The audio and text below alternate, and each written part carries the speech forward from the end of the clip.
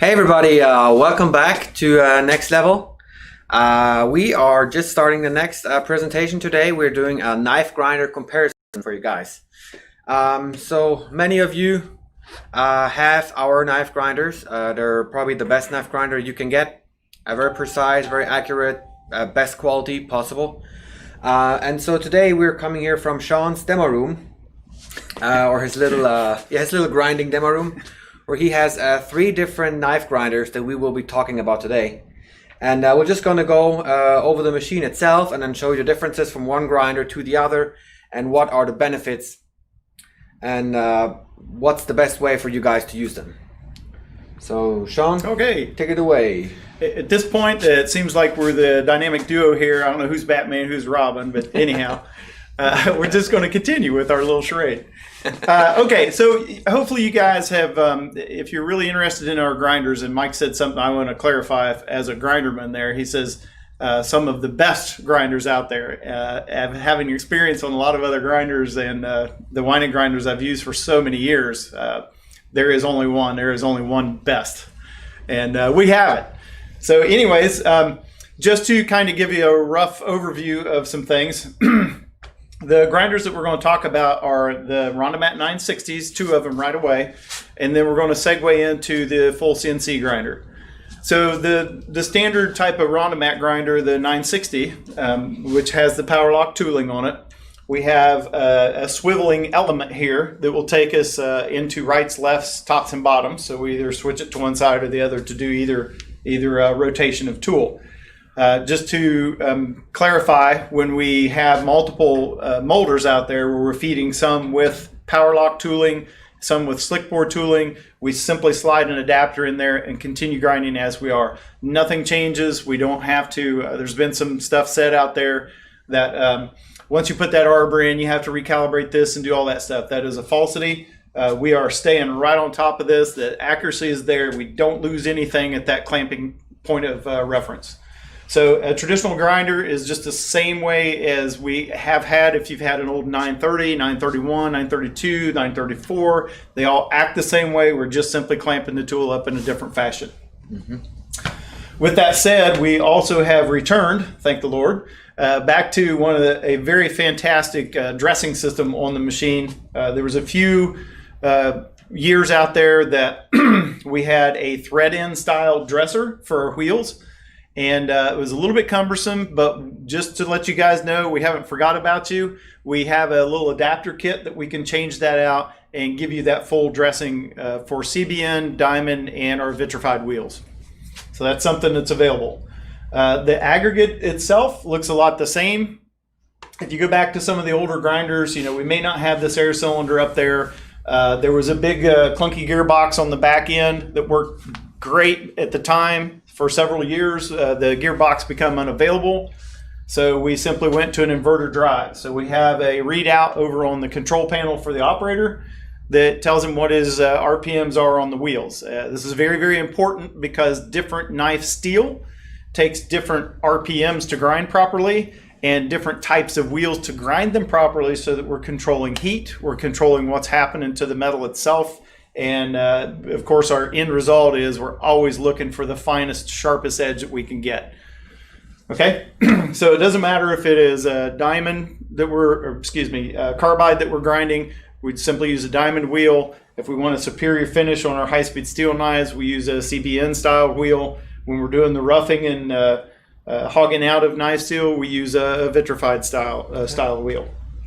So all those interchange and come back to the same reference point on the spindle itself, and gives us much more accuracy and confidence as a tool maker to take a wheel off, put a different wheel on, and get the premium finish that we're always looking for, but not be afraid to lose our reference point on there.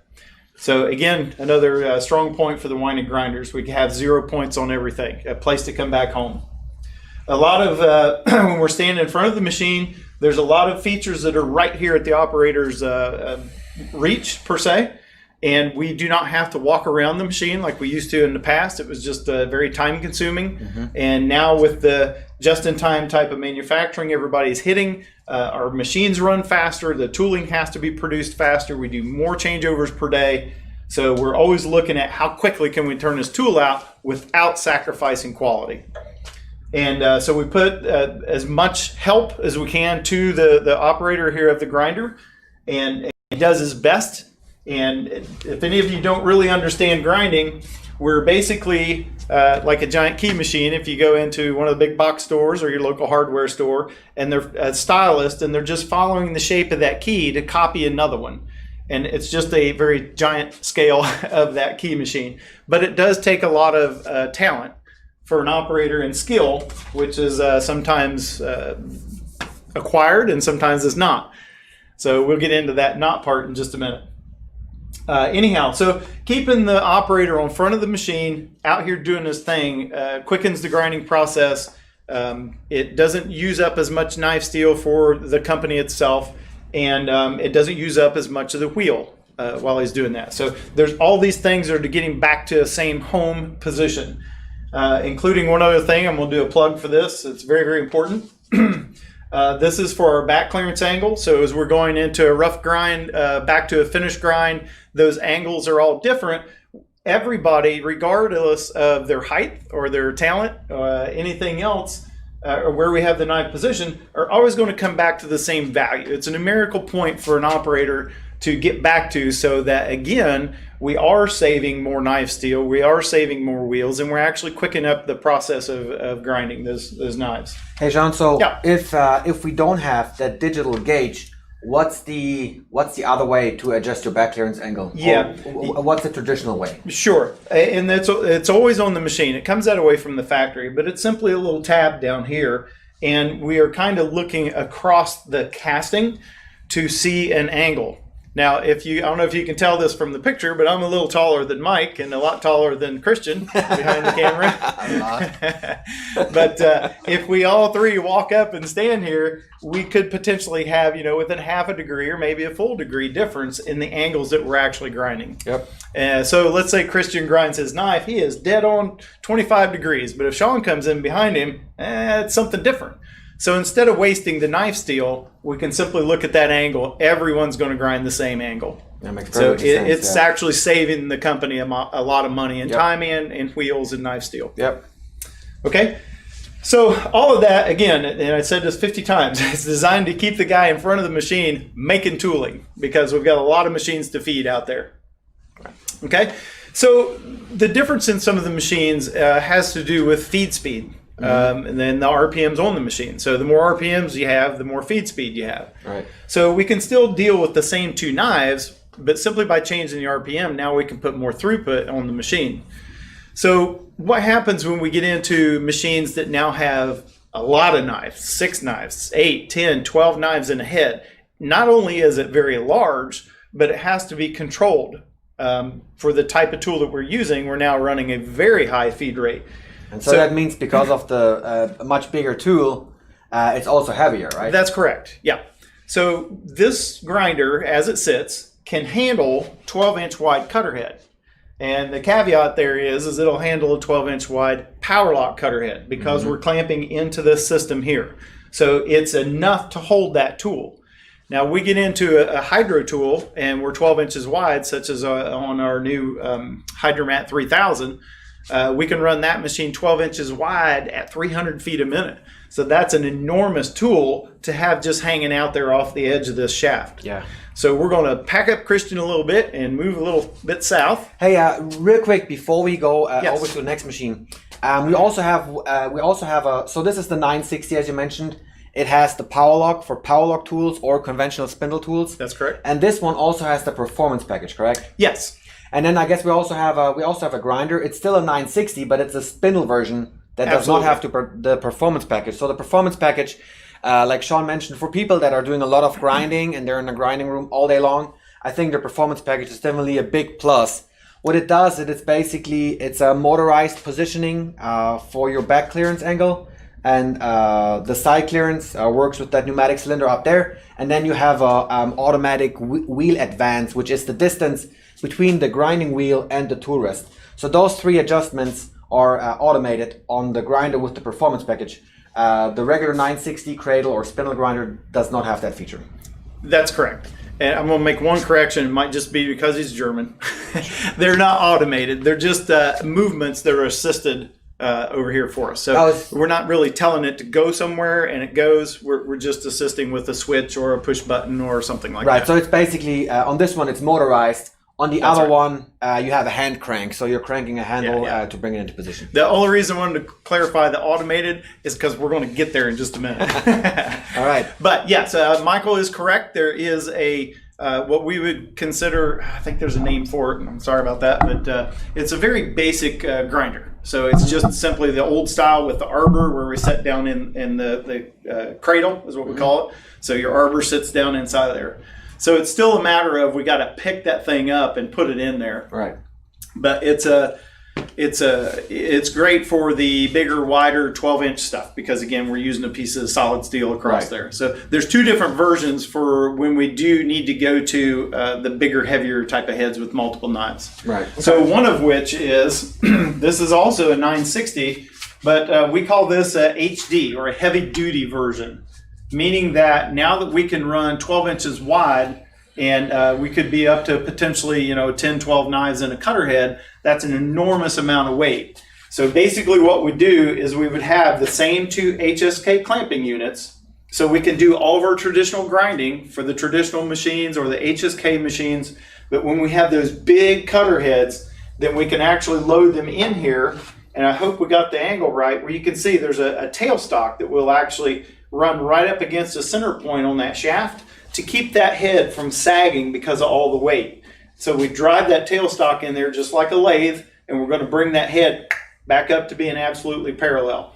So we can make that 12-inch knife straight when it gets out on the molder. Right, so the 960 HD can basically grind all three types of tooling. Absolutely. Conventional spindle, power lock, and hydro lock. Hydro. Yep. So it has all of the regular features that the other 960 does that we just showed you over here. Again, to keep the operator up front. Another big benefit to that, just for you guys, it's back in the 31 era, 32, that kind of thing.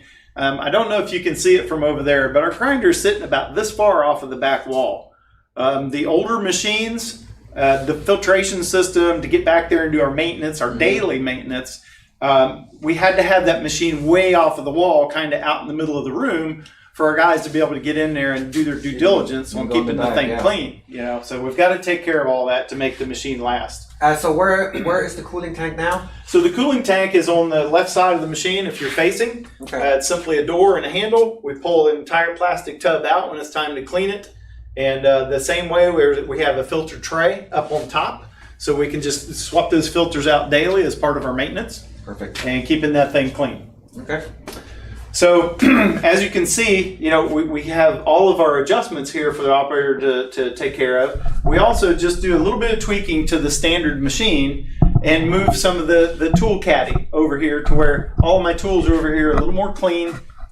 Keeps some of the grinder slime off of it, and you guys that grind know what I'm talking about. Kind of gets you sticky. But this is the big thing about this grinder. They look the same from the ground floor, but 5,000 feet, you can see there's a whole big difference in this thing, and it is specifically to handle those larger multi-wing tools. Christian, I don't know if you can rotate your cutter or your camera over here a little bit, but you can see this is the type of diameter. I'll leave my hand in there for reference. You're talking about a 10, 12 wing knife head. It gets to be enormous. So just imagine this 12 inches wide. There's a lot of heavy weight on that thing. So maybe you're asking, Shawn, well, how do you handle something like that? A lot of times, the bigger the heads get, the more the companies are thinking about the safety of their own people, and they may put a crane system in to where they can trolley those heads along from machine to machine in the tool room. And they typically will have a different type of cart to take the machine out to the molder, because that's a lot of weight. So the next step in, what do we do from here to get a better tool, handle those big guys, but takes less time, or it doesn't take up as much as my time? And that's when, Michael, we want to step out a little bit and talk about the CNC grinder. Sure. So now this is where that little term that I got Michael on for the automation, we are truly automating the grinding process now. So this is our R1000. Right, so this is the Rondomat 1000, which is a full CNC grinder. We're usually offering the grinder, usually selling it in a package. It's called System Plus, which will include the Moldermaster software. It's over here to my left, or to your right. And that's basically the software that helps us to generate those knives and those profiles. And there's a couple different options. We can import DXF files from a server or from another folder within the company network, or you can, the Moldermaster software also has a license of AlphaCam on it, so you can use the Moldermaster software to draw your profiles directly in the software while you're here in the grinding room. Yeah, so Shawn just brought the picture up, so you see there's a nice crown molding. The system shows us where every knife will go. It's also managing the machines that we have out on our production floor. So it's going to show us all the different models. Here in the bottom left corner, it shows us our spindle configuration. So we know that's a bottom, right, left, top, bottom on a PowerMat 700 power lock.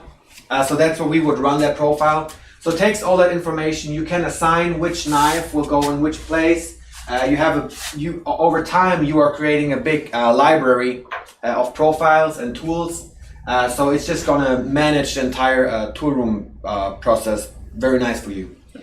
So I don't know if you can hear us or see this, but these are also color coordinated. So your right side spindle, it represents a certain color and shows you over here on the layout, that is your actual profile on that side of the tool, or the finished profile. So very nice. We generate the CNC code here, and then we measure our tool or a blank knife, either one. What the CNC grinder, the R1000, will do is it is capable of taking a blank piece of knife steel. We load it into the cutter head. We give it a recipe of how deep, how fast, how much we want to take off, how many passes. It does what it needs to do and creates a finished product to go to the machine. So during that process, we need to tell it where a starting point is for the knife steel itself in the cutter head. And so we come over to our measuring stand and give it a starting point that communicates to the CNC grinder exactly where we're beginning this process. So it doesn't matter if we're resharpening the tool or we're generating a tool from scratch, or if we run a tool off of the water jet, hogging out our side clearances and stuff, then we'd bring it straight to the machine. And what I was getting at is I can now load and do all this processing, close the grinder, hit the go, and now I'm out doing something else, or I'm over at the grinder doing something else, feeding another piece of equipment. Something else too that the measuring stand is capable of doing, first of all, it's cataloging all of our tooling. We find that our CNC guys out back really like this machine because now they can plot all the points on their tooling, and it creates a much better finish on their parts out there, accuracy on their parts on those first pieces out. So they too do not have to worry about whether things are usable or sellable on that first piece. So nice tool, covers a lot of ground, a little orange, a little green. It's all good. And so just a little thing, because I see that here, you do have some different adapters in here, right? So there's different power lock adapters that you can put into the OptiControl Digital to measure different types of tooling. For example, for a CNC router, right? Yeah, that's what these are for. So I can plug in my router collet, the bits, whatever you have there. I can plot axial value, a minimum and maximum tool radius. Bang. Perfect. We're making what we need. Great. The old traditional style on these, a lot of times we see is still an old scale, they zero it out on a table plate and then they come up and they measure out the top of the tool. And that is okay, but you've got a CNC piece of equipment. You can go to the 1/1000th or a micron if you wanted to. So to be able to use that and say this is exactly where I want to be at is really what we're trying to get that transition into, and get the orange guys on board with us. Yeah, John does a great job of coming over and using that tool. The reason I kind of prompted some of that with him is simply that watching them, let's say we had a pointed knife for their part of their profile, and the first thing they do is they come in and measure that point with a hardened piece of carbide. Well, the tool that he was using had the point broke off of it. So we could specifically show him that, and it was a loss of 15 thousandths on there. So if he's touching off on there, it says that's 0, and it puts it into the machine, well, he's missing it by 15 thousandths per set. So that's the very, very usable piece of equipment for the entire shop. And it's nice for people to know that is available. Too many people just think it's focused on the Weinig stuff, and it does not have to be. So we get our recipes over here, and what do we do next, Michael? All right, so we're loading the recipes onto the Rondomat 1000. As you can see here, we have two tool holders. One is basically for our right side, one for our left side, and that's for right and top, left and bottom cutter heads. So you can basically grind two tools not at the same time, but you can load them at the same time. The machine is going to finish one tool and then go automatically over to the next tool. You can also see that there's different grinding wheels up here. So because the CNC grinder does everything fully automatic, so really what you have to do, how the process would look like, you put your cutter heads in there, you select the recipe on the touch screen, you tell which recipe it has to run according to the profile that you want to run, obviously. You hit the start button and you can walk away, and you come back a certain amount of time later and those two heads are finished. So it does the grinding wheel change automatically. Everything is automated on that machine. So it's a really nice feature. We actually have been pretty successful this year selling the Rondomat 1000. I think we probably have a couple machines out in the field right now, and so far what we heard from customers is, we are getting really good feedback. They can increase their productivity out on the machines, out on the molders, on the floor, while the operator that was maybe full-time grinding before now can load the Rondomat 1000 and then do something else while the machine is doing the grinding. Those are the grinding wheels that we're using. As you can see, they also have a HSK type clamping system. So they do have a HSK type clamping system that we're using here, and that basically what allows the machine to change those grinding wheels out.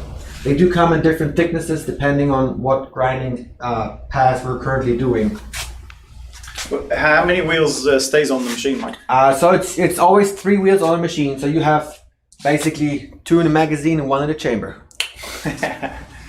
So the arm here comes down. It takes the wheel. It would take that wheel off, put it in here in position 3, and then grab the next wheel that's in line. So what are the 3 wheels? Is there different grits on those? Yeah, so it's a different grits. They also have a different width, as you can see. So this is a 2 millimeter wheel right there, and then this one up here, Shawn, you're gonna help me. It's probably like a 4 millimeter wheel. The one in the middle is probably a 2 millimeter as well, correct? Yeah, and the big thing here is this very first wheel on this machine we call a roughing wheel. Well, this grit that's on that wheel is roughly about a 160, 180 grit, which is where we do our finish work off of the 960. Well, can we put some of the other grit wheels on the 960?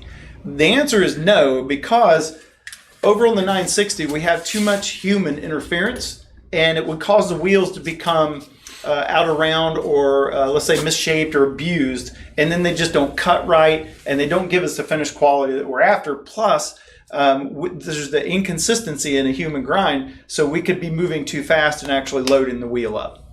So basically we're in a 150, 180 grit range here for our hogger or rougher, and then what we call smooth or pre-finisher, we're in like the 220 range, and then our finishing wheel is actually 320 grit. Okay. So what that's doing for us is, because the machine is moving so consistently through the drive systems there, it can also control exactly how much we're taking off. We can tell the machine how much we want to take off, and we know it's exactly how much it's taking off because we confirm it on the measuring stand.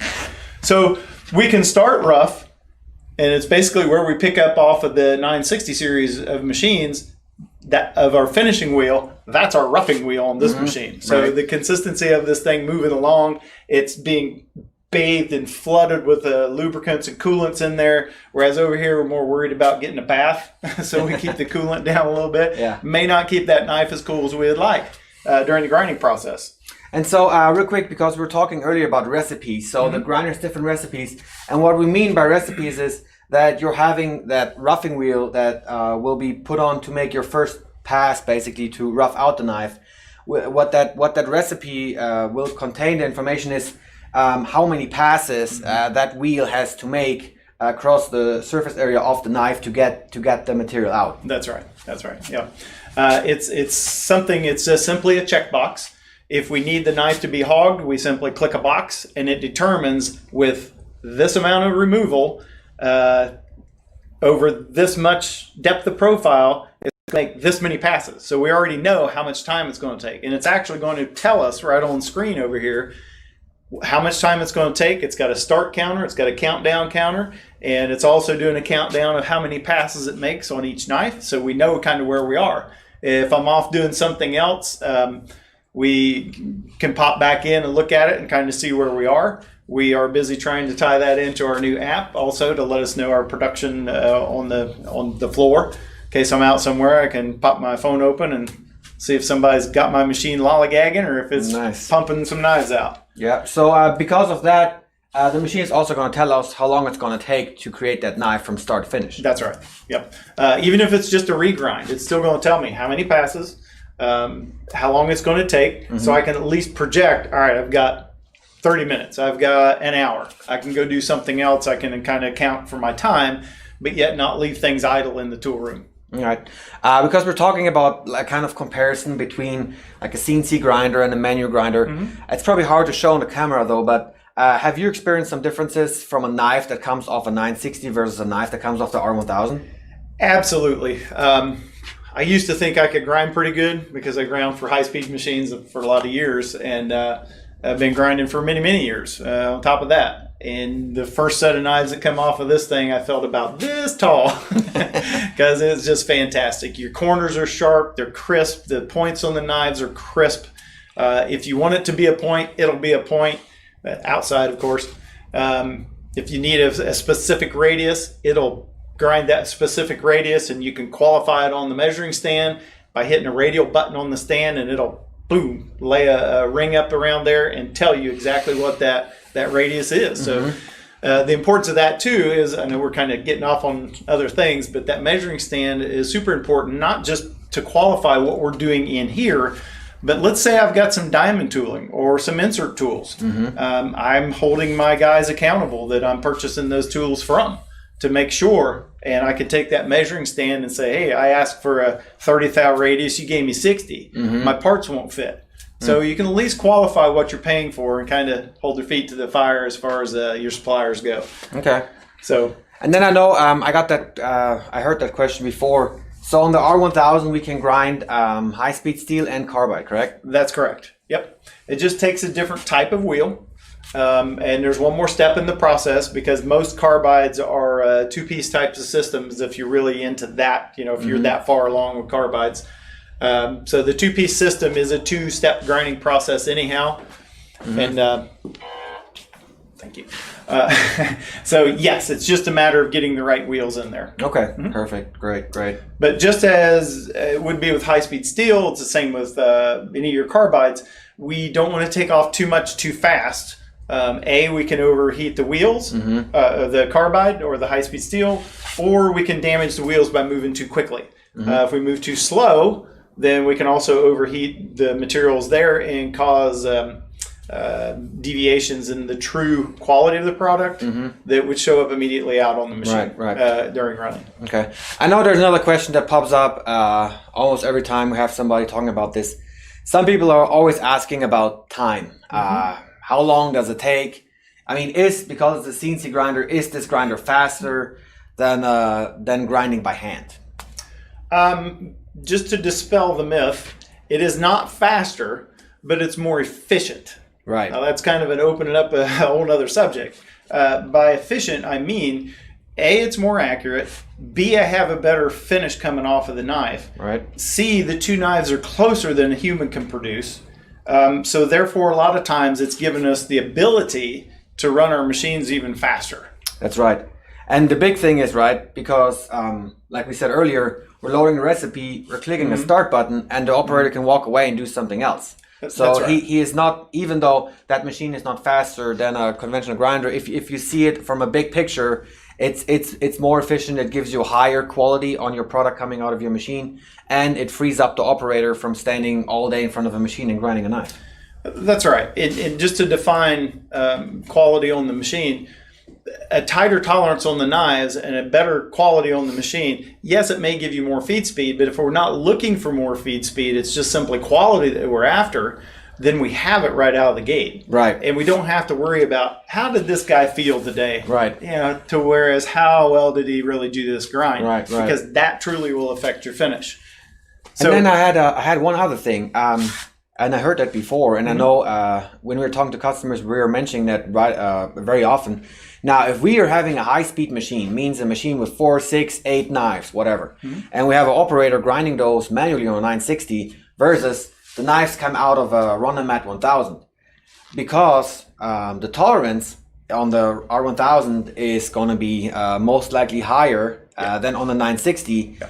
I know when we're talking about high-speed machines, we're talking about jointing. So you have to make an initial jointing path to get all those knives onto the same cutting circle. So is there a difference there, what you can see from the 960 versus the R1000? 100%. To answer your question, absolutely. So a manual human standing here trying to grind 2 knives, you know, that's tough enough. So even if for a jointed application, we have to be even better on a jointed application than we are a single knife scenario. So when I'm grinding for a jointed knife, if I'm a half a thousandths out between 6 knives, that's a mediocre head at best. Okay, every tool that comes off of the R1000 is going to be within microns. So every time that's microns. What does that translate to out on the floor? Okay, so we're talking microns. Right. The joining application, what it actually does is it hones or knocks down every knife in that cutter head to the exact same cutting circle within 7 microns or less. Otherwise, we don't have a jointed tool. We don't have the feed speed we're looking for, and we don't have the quality. Right. So what we see it comes off the R1000 is we take that tool right off of there, and a lot of times just me simply, and you guys will understand this term, scratching the stone in, I've just joined that tool. So it might just take, at RPMs, 1 stroke of the joiner, which is roughly 1/4 of a thousandth of movement.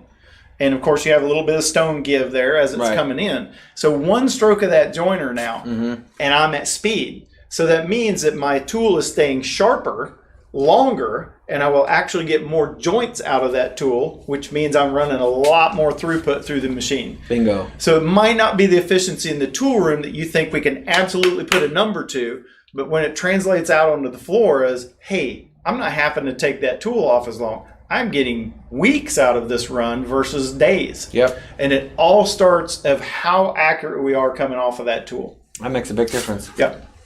And the other part of it too is that over here on the 960s, manually, we're humans trying to hold this thing.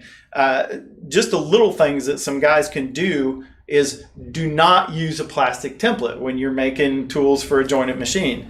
Spend the money, have an EDM tool made template, harden, smooth, polish the edge, and at least you won't have the give in the plastic template, because it's very easy to push too hard on that plastic template. And we were just talking about microns. Now I'm putting thousandths of an inch difference in those knives with the plastic. So that's one little step that can help, but it would never be any better than what we're getting off of the R1000. I could never match that in my wildest dreams. Right. So Rondomat 1000, Monday morning or Friday night, it doesn't matter. It's always going to be the same quality. Yeah, that's correct.